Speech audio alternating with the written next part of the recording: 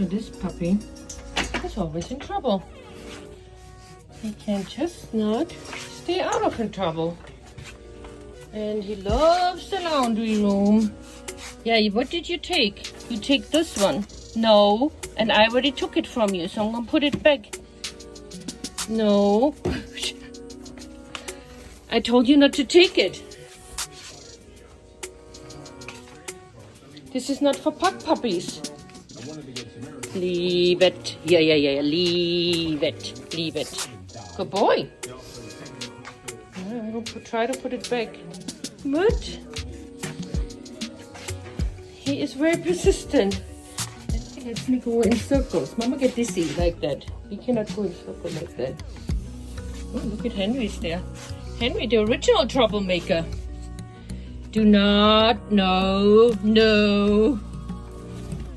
Shh. No. Henry, what is going on? Shh. Are you supposed to have that? Leave it. That is really not for puppies. Leave it. Leave it. Let's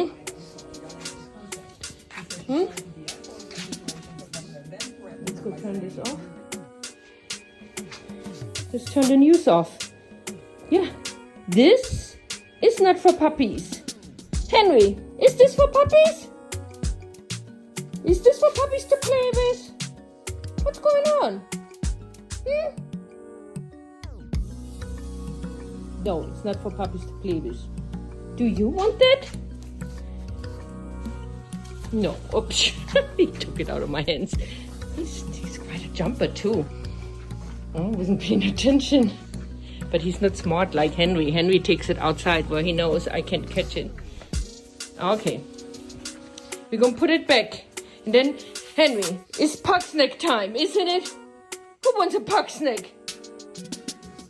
Oh, Henry, you can have one. Rooney? Not with that kind of behavior.